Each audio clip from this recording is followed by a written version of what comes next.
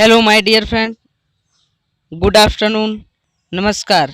Welcome to you my YouTube channel Sanskrit Pragya. मैं हूं आपका दोस्त संतोष कुमार। कैसे हैं आप प्यारे दोस्तों? आज मेरा टॉपिक हिंदी व्याकरण में समास का है। दोस्तों, आप लोगों ने छठवीं कक्षा से लेकर इंटरमीडिएट व अनेक कंपटीशन की तैयारी के लिए समास को अवश्य पढ़ा होगा, लेकिन आज मैं आप लोगों के लिए एक ऐसा आसान ट्रिक लेकर आया हूँ जिसको देखने के बाद आप लोग कभी भी नहीं भूल पाएंगे। इसलिए मेरा वीडियो अंत तक अवश्य देखें और यदि चैनल पर नए हैं तो प्लीज़ चैनल को सब्सक्राइब करके बेल आइकन को प्रेस कर लें ताकि इसी प्रकार की अन्य वीडियोस आपके मोबाइल पर सबसे पहले पहुंच सकें। प्यारे दोस्तों, आइए वीडियो शुरू करते हैं। दोस्तों, समास दो शब्दों के योग से बना है। समास दो शब्दों के योग से बना है। सम प्लस आस। सम का अर्थ है पास और आस का अर्थ है बैठना। पास पास बैठना। इसका अर्थ होता है संक्षिप्त या संक्षेप। समास का अर्थ है संक्षिप्त करना। किसी अनेक पदों को संक्षेप में करना ही समास कहलाता है। जैसे उदाहरण एक है रसोई घर। रसोई घर सामासिक पद है। इसका जब समास विग्रह होगा तो रसोई के लिए घर। रसोई के लिए घर, इसका समासिक पद बनेगा रसोई घर। इसकी परिभाषा इस प्रकार है, दो या दो से अधिक पदों से मिलकर बने हुए सार्थक पदों को समास कहते हैं। समास के भेद। समास मुख्यतः 6 भेद होते हैं। समास के मुख्य रूप से 6 भेद होते हैं। नंबर 1, अव्ययी भाव समास। इसका सूत्र होता है पूर्व पदार्थ प्रधान अव्ययी भावः। पूर्व पदार्थ प्रधान अव्ययी भावः।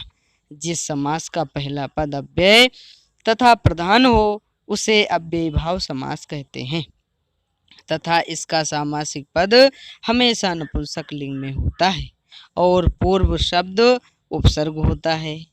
दोस्तों, अव्ययी भाव समास का जो पूर्व शब्द होता है वह उपसर्ग वाला होता है, उपसर्ग होता है और पूरा सामासिक पद नपुंसक लिंग में हो जाता है। इसे ही अव्ययी भाव समास कहते हैं। अब दोस्तों, इसका ट्रिक है कि पहला पद छोटा और प्रधान होता है। पहला पद छोटा और प्रधान होता है। इसके उदाहरण हैं जैसे प्रतिदिन सामासिक पद है। इसका समास विग्रह होगा प्रति प्लस दिन। आजन्म, आ प्लस जन्म। सहर्ष, सा प्लस हर्ष। यथाशक्ति, यथा प्लस शक्ति। प्रतिकूल, प्रति प्लस कूल। दोस्तों, इसमें देखना यह है कि प्रति, आ, सा, यथा और प्रति ये सभी उपसर्ग हैं। दोस्तों, अगला समास है तत्पुरुष समास। इसका सूत्र है उत्तर पद प्रधान तत्पुरुषः। उत्तर पद प्रधान तत्पुरुषः। परिभाषा है जिस समास में दूसरा पद प्रधान होता है तथा दोनों पदों के बीच का चिन्ह, कारक चिन्ह लुप्त हो जाता है उसे तत्पुरुष समास कहते हैं।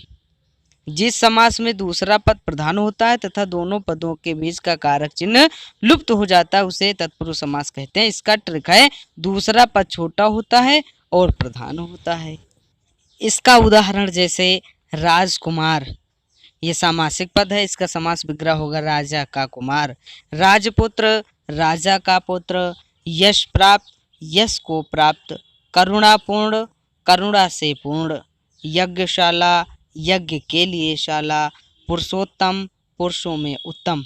इसमें समास विग्रह में जो का, को, से, के लिए और में जो कारक चिन्ह है इनका ही लोप होना तत्पुरुष समास कहलाता है। इन कारक चिन्हों का लोप हो जाता है तत्पुरुष समास में। आगे तत्पुरुष समास के 6 भेद बताए गए हैं। तत्पुरुष समास के 6 भेद होते हैं। कारक की दृष्टि से 6 भेद होते हैं। नंबर 1, कर्म तत्पुरुष।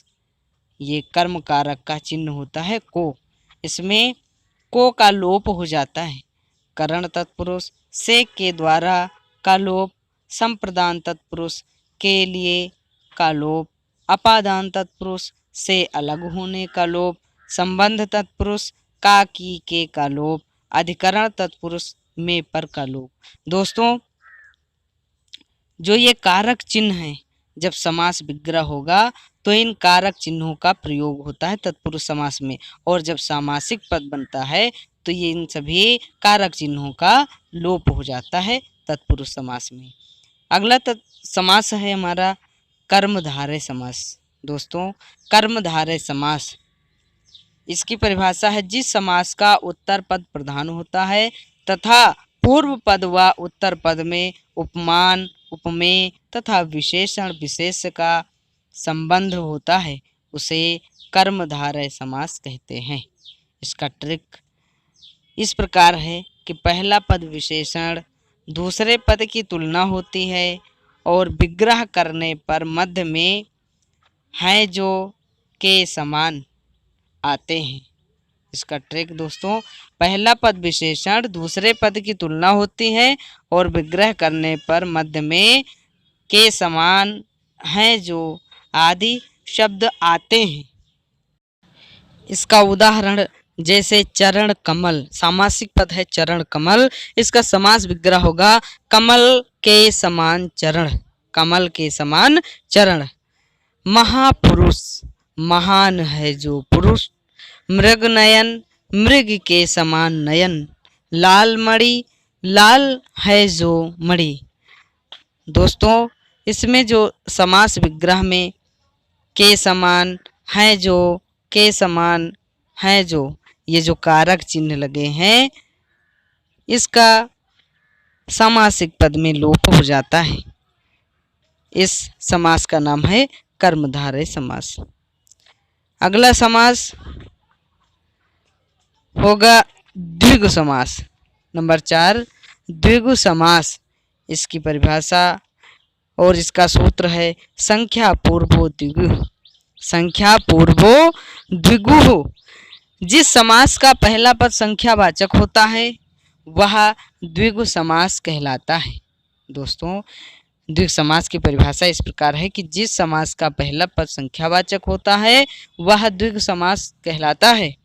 ट्रिक है कि संख्या वाले शब्दों का प्रयोग, ट्रिक हमारी तरफ से कि सभी संख्या वाले शब्दों का प्रयोग जिस समास में होता है वह समास द्विगु समास कहलाता है। जैसे उदाहरण है चौराहा, समास विग्रह में होगा 4 राहों का समूह। चौराहा 4 राहों का समूह। पंचवटे 5 वटों का समूह, 5 वटों का समूह। अगला समास द्वंद्व समास। नंबर 5 समास का नाम है द्वंद्व समास। इसका सूत्र है उभय पद प्रधानो द्वंद्वः। उभय पद प्रधानो द्वंद्वः। सामासिक इसका जो परिभाषा है जिस समास के दोनों पद प्रधान होते हैं तथा विग्रह करने पर और अथवा या एवं लगता है वह द्वंद्व समास कहलाता है। ट्रिक है दोस्तों, दोनों शब्द एक दूसरे के विलोम होते हैं तथा दोनों शब्दों के बीच योजक चिन्ह भी लग। इसका उदाहरण जैसे पाप पुण्य। पाप पुण्य सामासिक पद है, इसके बीच में योजक चिन्ह है और जब समास विग्रह होगा तो पाप और पुण्य हो जाएगा। सुख दुख, सुख और दुख। गुण दोष, गुण और दोष।